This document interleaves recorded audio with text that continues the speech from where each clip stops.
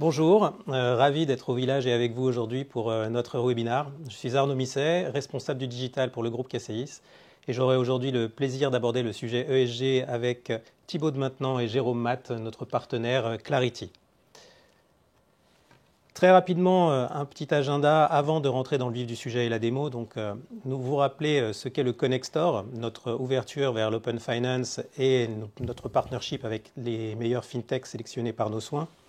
Quelques rappels sur les challenges ESG, la présentation succincte de notre offre pour passer ensuite au cœur du sujet, la démonstration faite par notre partenaire Clarity.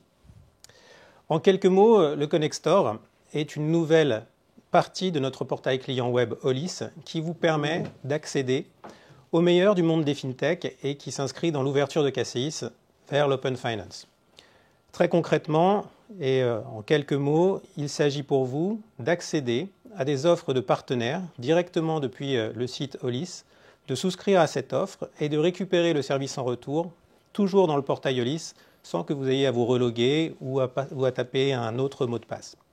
Une offre totalement intégrée qui vous permet d'accéder à de nouvelles solutions et de choisir les meilleurs partenaires possibles pour progresser et faire évoluer vos business.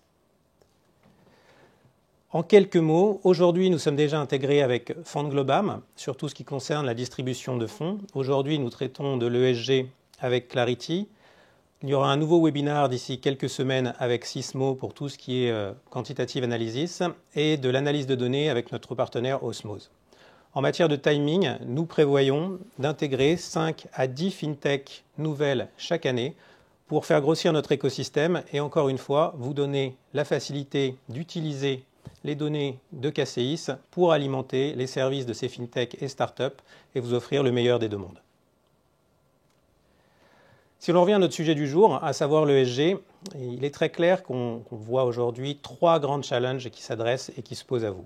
Le premier, les nouvelles exigences réglementaires. Il fut un temps où ce n'était pas très clair, où chacun pouvait fournir son analyse personnelle de ce qu'est l'ESG. Ce n'est plus le cas aujourd'hui.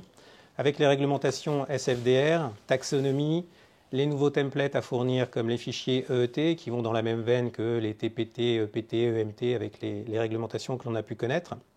Aujourd'hui, tout est normé.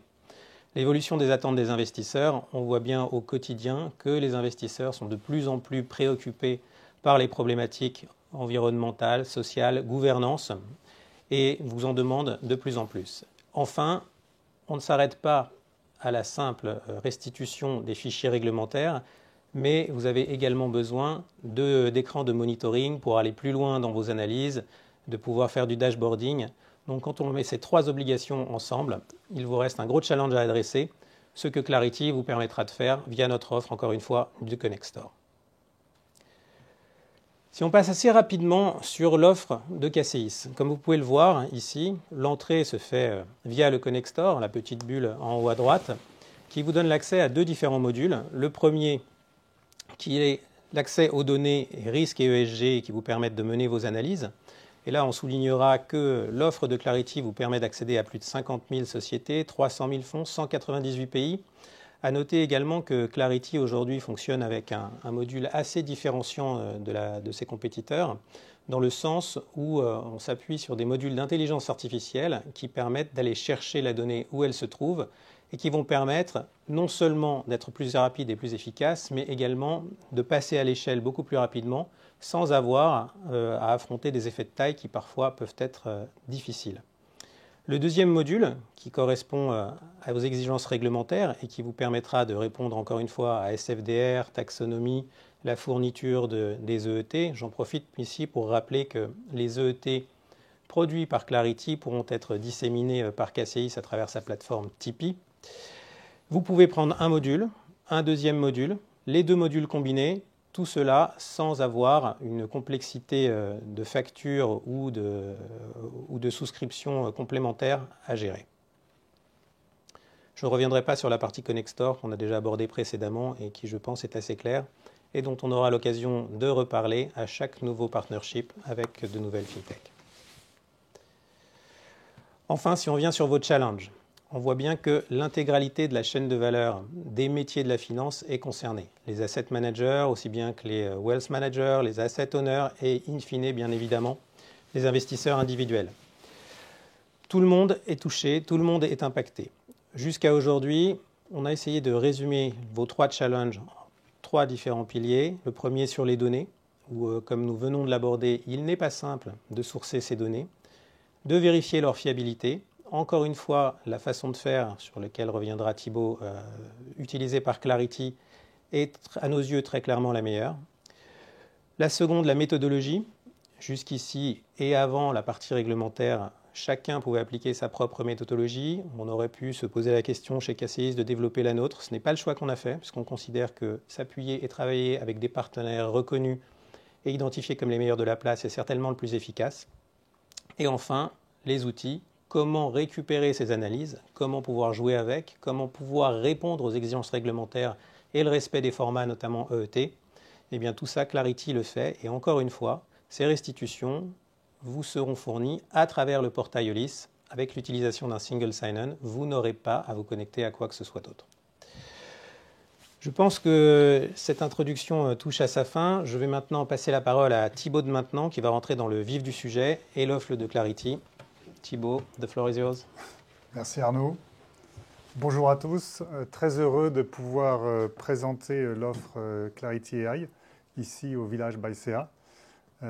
Effectivement, je vais passer un petit peu de temps pour vous montrer comment on relève ce triple défi, le défi de la donnée, le défi de la méthodologie et le défi de l'outil. Donc très brièvement sur Clarity AI. Voilà, c'est une société, on est né il y a à peu près 5 ans. On est une société qui est nativement une société de technologie. Et donc, on se différencie de manière très forte par rapport aux agences de rating qui, elles, se basent plutôt sur des analystes et qui font de la recherche papier. Nous, le point de vue dès le démarrage a été un point de vue totalement technologique.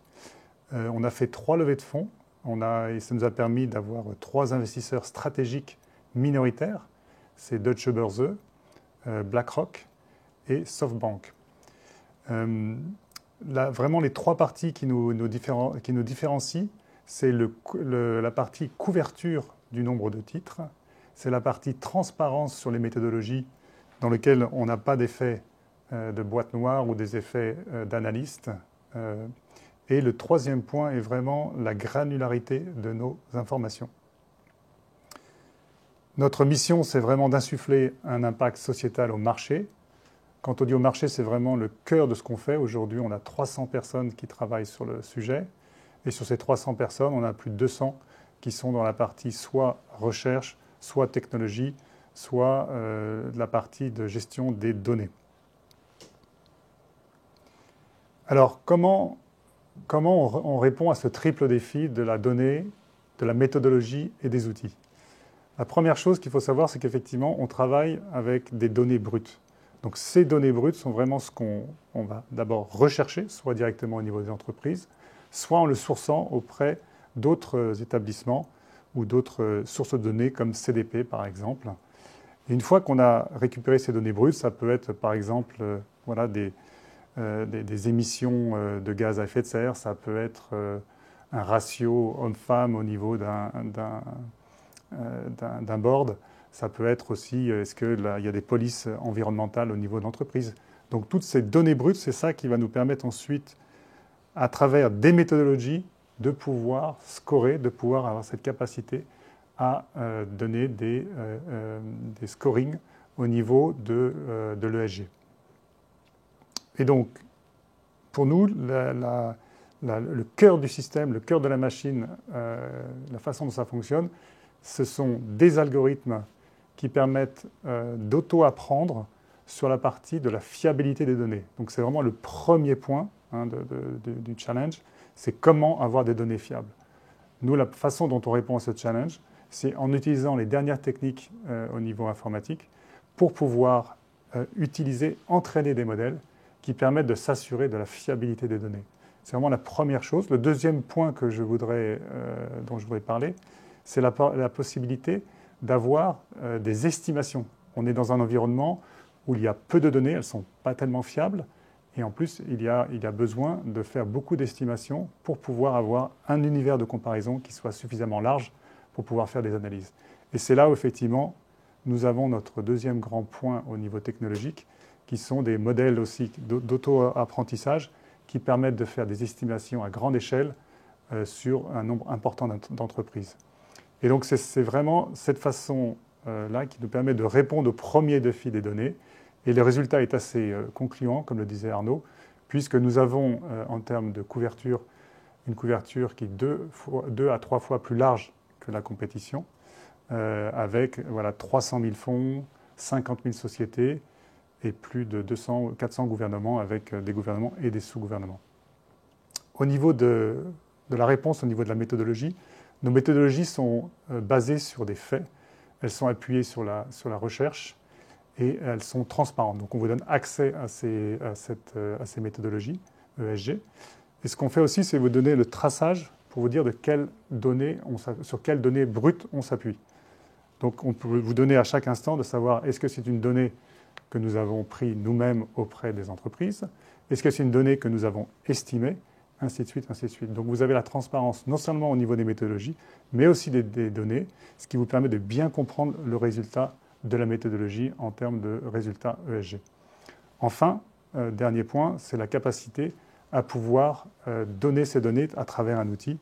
Et là, à travers la démonstration qu'on vous fera de la web app, vous verrez cette capacité effectivement à restituer de manière simple quelque chose d'assez complexe, puisqu'on a une offre qui est très large en termes de méthodologie ESG. En termes de besoins, vous êtes des asset managers ou vous êtes des asset owners, vous avez besoin de faire des allocations d'actifs en suivant des stratégies ESG. Ces stratégies ESG, elles ont besoin d'être traduites en méthodologie. Et donc ces méthodologies doivent pouvoir être customisées. Ensuite, vous avez besoin de pouvoir définir votre univers d'investissement pour ensuite construire votre portefeuille. Et une fois que votre portefeuille est construit, vous avez besoin de l'analyser, vous avez besoin de le surveiller. Et enfin, vous avez besoin aussi de faire du reporting.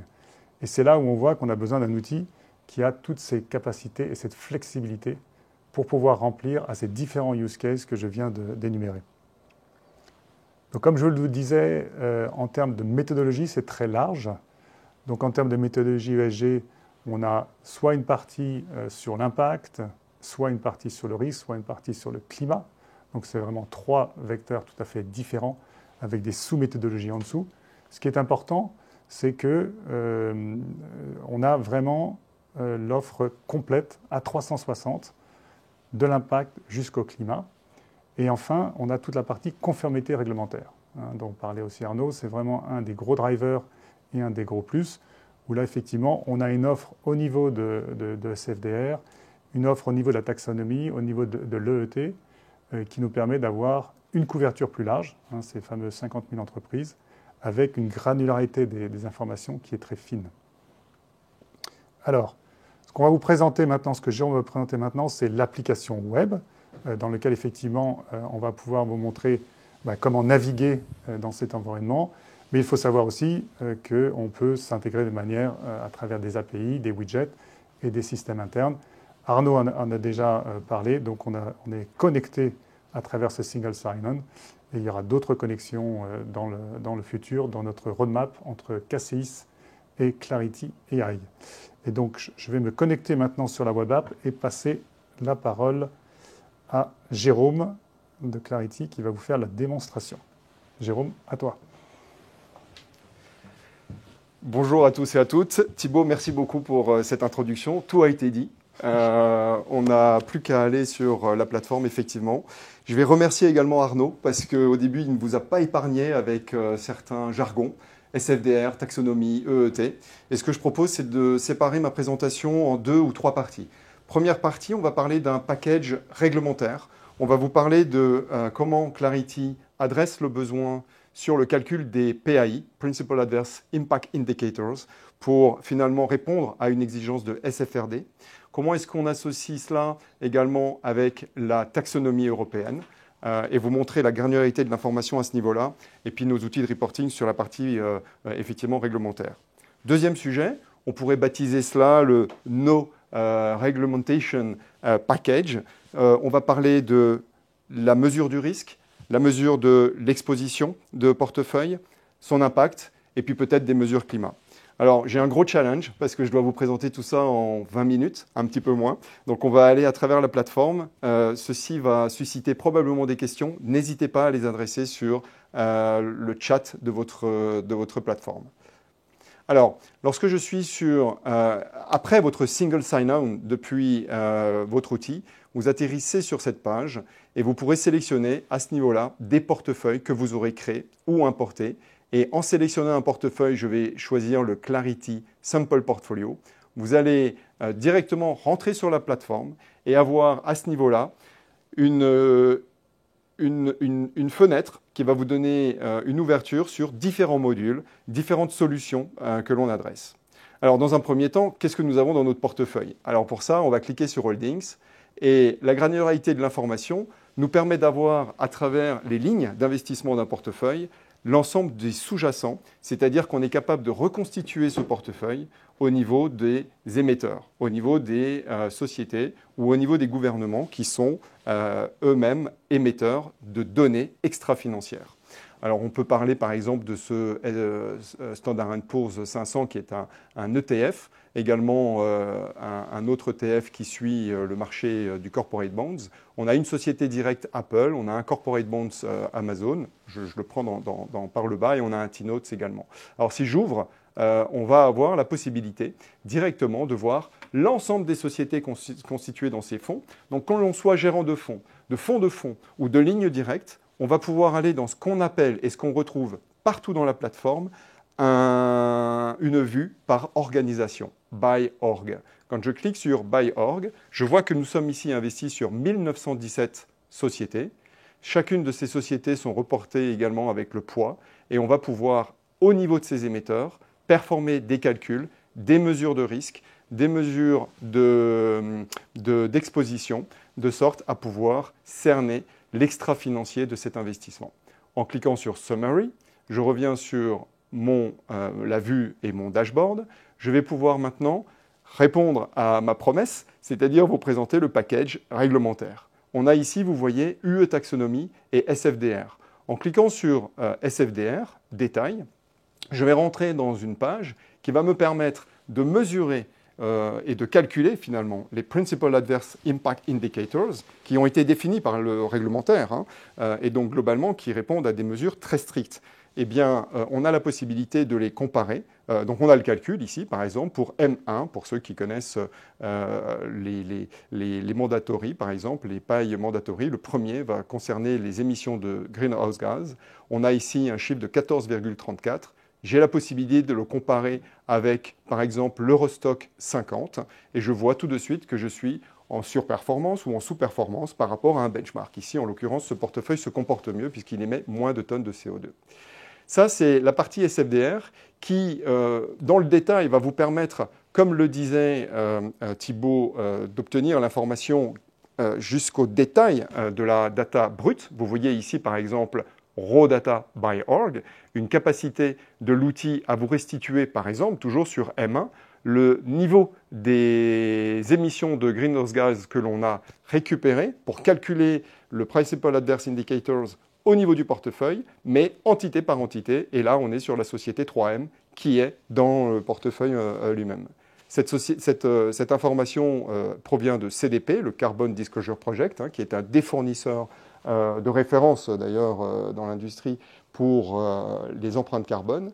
Et on voit l'enterprise value que l'on a également utilisé pour faire le calcul du paille, etc. Je ne vais pas rentrer dans le détail, mais l'outil en soi vous permet d'avoir toute la granularité de l'information que vous souhaitez. Bien sûr, la méthodologie est disponible.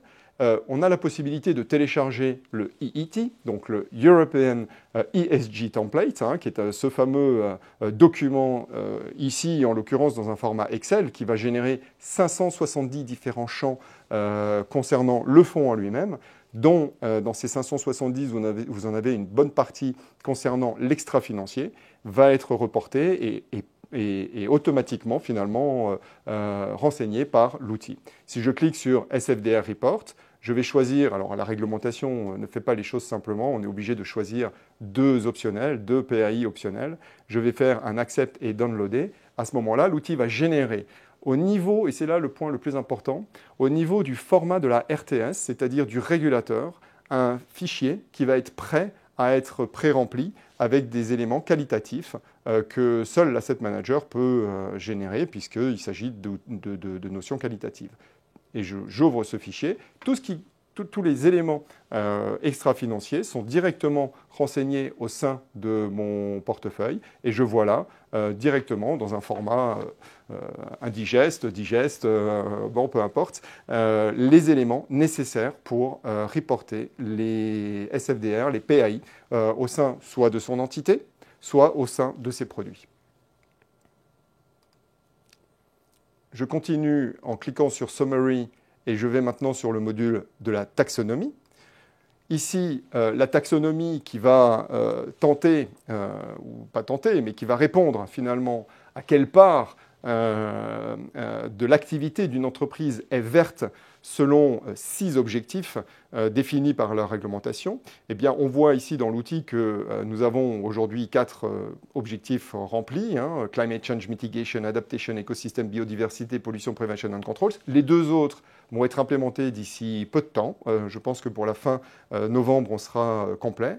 Et on a la possibilité alors de lire directement au niveau du portefeuille quelle est la part verte selon ces objectifs de mes investissements. Ici, on est à 44%. Et si je regarde ensuite la partie alignement, donc de la partie de l'éligibilité à l'alignement, il y a des étapes avec l'attribution des critères techniques, avec les fameux DNSH, Do Not Significant Harm, et puis les Social Safeguards, pour enfin arriver à l'alignement. Donc c'est une technique qui est extrêmement compliquée. On pourra bien sûr répondre à toutes vos questions que vous avez éventuellement sur ces méthodologies. Sachez que nous restituons au sein de cet outil l'ensemble des informations, puisque quand je clique sur By Org, je vais voir l'activité de toutes mes sociétés qui sont ou pas concernées par la UE taxonomie. La taxonomie, vous le savez, est aussi bien sûr disclosée, renseignée par l'émetteur, par l'entreprise elle-même. Eh bien, ces informations figurent au sein de la plateforme. Ici, par exemple, je peux cliquer sur Électricité de France. On voit que l'étape 1 et l'étape 5, c'est-à-dire l'éligibilité et l'alignement, ont été renseignés par Électricité de France. En cliquant dessus, transparence, pour répondre encore à ce besoin de transparence émis et voulu par notre outil, et bien tout simplement, on peut cliquer sur Access the Company Report et on va voir à ce moment-là directement où l'information se trouve au sein d'un document qui a été émis par l'entreprise. Transparence encore de la donnée que l'on diffuse au sein du portefeuille. Pareil, possibilité de générer les documents précontractuels ou périodiques, possibilité de télécharger la méthodologie, et enfin, possibilité de voir l'ensemble des différentes étapes. On a les fameuses l'application des critères techniques, le Do Not Significant Harm, Social Safeguard et alignement. Tous ces éléments sont disponibles au sein de la plateforme. Tout est lisible, tout est quelque part traçable. Et c'est là le point le plus important, parce que lorsqu'on travaille sur l'extra-financier, le plus important est de pouvoir capter finalement cette profondeur de vue et avoir la maîtrise des méthodologies que l'on utilise et que l'on déclare finalement comme étant que l'on utilise pour mesurer ces notions au sein de ces portefeuilles. Alors, de la même façon, donc si je clique sur précontractuel, on a un document qui est généré. Ce document va être également au niveau du template de la RTS et on a donc globalement la possibilité de le télécharger, de le lire, de l'envoyer. Et ce document-là, pour ceux qui le connaissent, suit exactement le template voulu par le réglementaire. Tout changement, by the way, tout changement par ailleurs, sont mis en œuvre automatiquement au sein de nos templates. Voilà. Alors, j'ai cruellement résumé nos solutions réglementaires. Ce que je vous propose, c'est de passer dans tout ce qui ne concerne pas le réglementaire, quand bien même, avec climat et TCFD, on peut aussi relier ça au réglementaire. Mais bon, nous allons parler du module risque, du module exposition et du module impact que nous avons au sein de la plateforme également. Alors, ce que je vous propose, c'est de regarder très rapidement le risque ESG. Le risque ESG permet de mesurer, quelque part, sous une méthodologie de scoring, quelle est l'exposition de mes investissements par rapport à ces éléments extra-financiers. Suis-je finalement en risque financier avec des éléments extra-financiers? qu'il concerne le pilier E, le pilier S ou le pilier G, et donc être capable de le mesurer. Alors nos outils permettent, et je ne vais pas rentrer dans le détail, de rentrer dans la méthodologie, d'appliquer ses propres profils de scoring pour être capable ensuite d'obtenir les notes qui vont permettre de classer les sociétés en elles-mêmes. La granularité de l'information va nous permettre, par exemple, si je clique sur By Organisation, sur 3M, de voir, encore une fois, toutes les informations qui sont utilisées. Ici, on va utiliser 115 différentes métriques. Donc on est extrêmement granulaire, mais regardez, lorsqu'on va cliquer sur Environnemental pour 3M, sur Émissions par exemple, et sur Carbon Emission, pour enfin voir le chiffre qui va nous permettre de comprendre si on a ou pas une émission, la Scope 3 pour 3M par exemple, en cliquant sur le 68, l'outil va vous restituer toute l'information, puisqu'on voit directement le niveau de tonnes de CO2 calculé, émis par Clarity et ajusté donc, selon effectivement les méthodologies en place, avec les niveaux de revenus utilisés pour calculer l'intensité, puisqu'il s'agit d'un ratio bien sûr.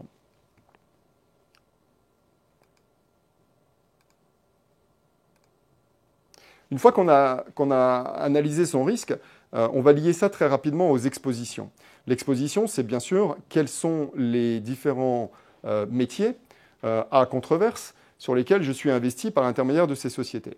Et on va regarder ça sous deux angles. Est-ce que je suis fournisseur est-ce que je génère des sales, des ventes sur effectivement ces activités-là, ou est-ce que je contribue, distribuer ou produire, qui sont en fin de compte des éléments différents. Donc là, on a un outil qui va nous permettre de clairement comprendre le nombre de sociétés qui sont compris, par exemple Nuclear Energy. Bon, on va voir combien de sociétés on a. On peut descendre dans la granularité. On va avoir directement l'information de l'exposition et ces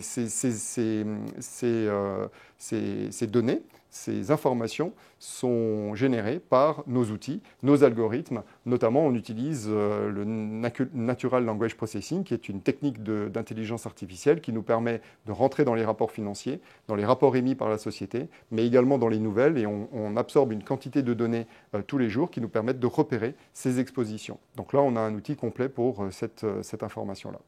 L'outil climat. Donc l'outil climat va permettre de savoir quelle est exactement l'empreinte carbone du portefeuille, va permettre de savoir si ce portefeuille a vocation à décarboner son activité à terme. Donc on va mesurer les politiques en place, on va mesurer la capacité de cette entreprise et finalement, de façon agrégée, du portefeuille à décarboner à terme. Et on va suivre des frameworks qui existent globalement dans l'industrie, qui sont, et vous en avez certainement entendu parler, TCFD, l'accord de Paris, avec cette fameuse volonté de ne pas augmenter la température de plus de 1,5 degré d'ici 2050. On est capable de mesurer ces éléments-là, on donne la granularité de l'information dans l'outil, on est capable de générer des performances extrêmement fortes. Ici, si j'ai une vue une vue d'en haut de mon portefeuille, eh bien je vois que j'ai par exemple 15,5% de mes investissements qui sont en ligne avec les accords de Paris. Autrement dit, on a des efforts à faire pour aboutir à notre objectif. L'outil Impact, lui, va permettre de calculer, par exemple si on prend le framework des UN SDGs, de calculer quel est globalement l'impact de mes investissements en rapport avec les fameux goals, les fameux objectifs définis par les Nations Unies de Sustainable Development Goals. Et en dessous de ces objectifs, nous avons des targets. Alors c'est un jargon, encore une fois, assez précis, mais tous ces éléments sont donnés. Si on regarde par exemple l'objectif 3, qui veut une bonne santé et un bien-être, comme objectif, va se décliner en plusieurs objectifs sous-jacents. Et on va être capable de mesurer si les sociétés, finalement, sur lesquelles on a investi, sont ou pas contributeurs à cet objectif-là. Alors ça, c'est un point très important parce que Clarity se distingue à ce niveau-là. L'impact et la façon dont donc Clarity mesure l'impact, c'est de regarder son investissement par rapport à l'univers, par rapport au monde. Parce que finalement, qu'une société émette du CO2 va avoir un impact négatif sur l'environnement globalement. Et ça va impacter le monde. Et donc, on mesure ces éléments-là à travers des méthodologies extrêmement éprouvées. Et on va être capable ensuite de réaliser tout simplement du scoring, de performer également et d'utiliser ces outils pour optimiser ces portefeuilles sous l'angle impact. Impact, ESG Impact, c'est le même module, mais cette fois-ci dans un framework plus classique ESG. Et puis enfin, on a un outil Impact Highlights. Mais ce que je vais faire pour vous montrer ça, et je vais m'arrêter sur ce sujet-là, c'est vous montrer comment on est capable de générer au niveau du portefeuille un rapport complet qui va vous permettre de comprendre comment se comporte votre portefeuille par rapport à des éléments extra-financiers et par rapport à des benchmarks, par rapport à des indices de référence que vous auriez tout simplement utilisés dans vos méthodologies. Alors pour ça, je vais cliquer sur Portfolio Summary. Et ici, je vais avoir un outil qui va me permettre de créer un rapport. C'est un outil que nos clients aiment bien utiliser pour notamment du reporting interne, pour les comités de gestion, mais l'utilisent également pour une communication externe. Là, sur le ESG risque, je vais décider de le comparer par rapport à des indices. Donc, on va toujours prendre l'Eurostoxx 50. Je vais également faire la même chose sur l'impact. Ici, l'UNSGD, donc on a vu ces éléments-là. Impact Highlight, je vais également sélectionner le même indice. Enfin, on a le module exposition. Tous ces éléments, nous les avons survolés. Je choisis ma langue, anglais. Je choisis un cover page. Je peux mettre mon logo. Bon, on a plein d'éléments qui permettent d'affiner tout ça. Et je génère le rapport. Et donc, à partir de là, on va finalement voir un document, ici dans un format HTML, mais qui est facilement imprimable en PDF. Et on va avoir l'ensemble des éléments concernant la mesure du risque ESG, dans un premier temps, avec quelles sont les top organisations, quelles sont les pires. On va voir également l'impact. Donc on résume l'impact. On va expliquer quel est exactement l'impact sur les 3 piliers E, S et G de mon portefeuille. Le ranking également, donc des top 5, bottom 5. On va avoir ensuite des notions concernant tout simplement le risque ESG. Et enfin, sur l'impact maîtrise, etc. Donc on a finalement généré un rapport qui va nous permettre d'avoir une vue presque à 360 degrés des besoins ou des mesures ESG performées par l'outil. Et là, on est bien au niveau du portefeuille.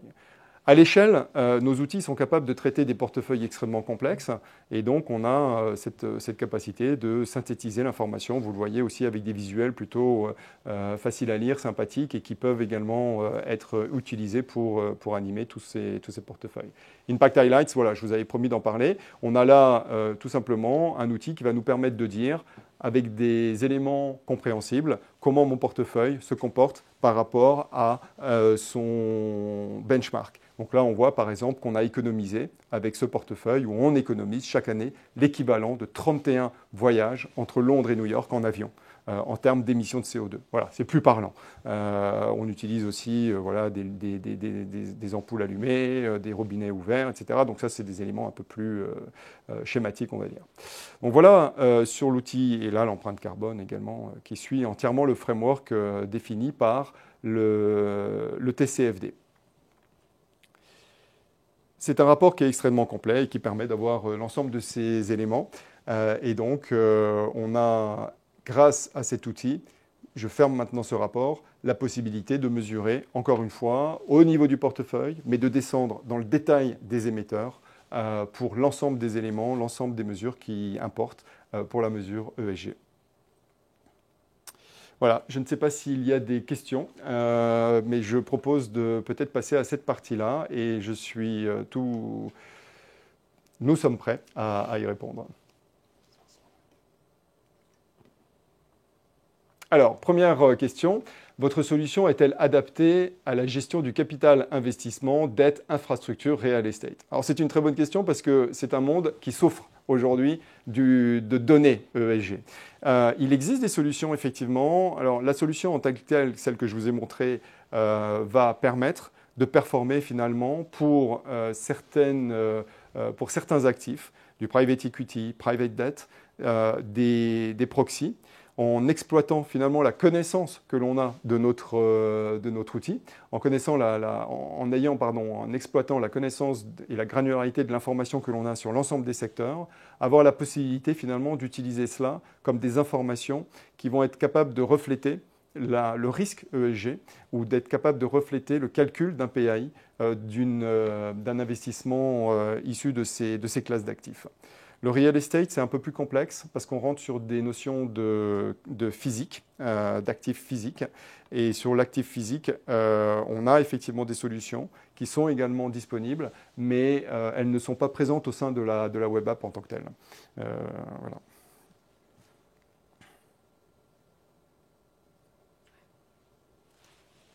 Très bien.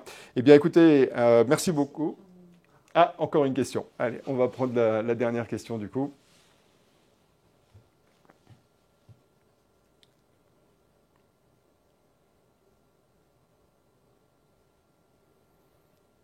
Alors, la technique veut que la question arrive sur un écran.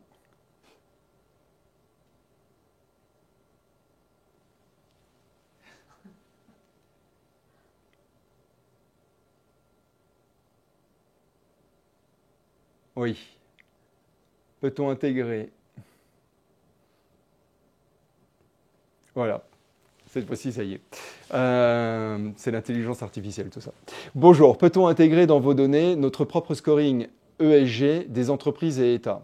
Alors, c'est une excellente question parce qu'effectivement, il y a de plus en plus un besoin qui émerge, qui est de finalement utiliser une plateforme telle que celle de Clarity avec des propres données propriétaires appartenant à une institution financière, un gestionnaire, un asset owner.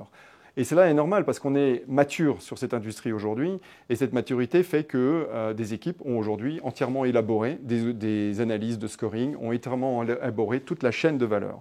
Donc si ce ne sont pas nos données sources, nos données brutes qui vont vous intéresser pour nourrir vos systèmes, on a la possibilité, et c'est un projet qui est en cours au sein de Clarity que l'on va appeler Data as a Service, qui va finalement mettre à disposition la plateforme à des données propriétaires pour le coup. C'est aujourd'hui un sujet qui est en développement. À partir de quel outil obtenez-vous la transparence sur les actifs détenus en portefeuille? Fichier, Ampère ou autre.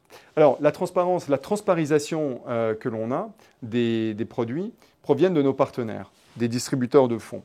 On est par exemple intégré dans Allfunds, on est intégré sur beaucoup de plateformes et les distributeurs, qui sont nos partenaires, nous fournissent finalement les informations qu'ils collectent eux-mêmes de la part des manufactureurs de produits. Et donc ces informations de transparisation sont obtenues de la sorte par Clarity. Je crois que c'est maintenant la fin des questions. Si néanmoins vous avez toujours des questions, n'hésitez pas à nous les adresser. On se fera un plaisir d'y répondre. Et nous vous souhaitons une bonne journée.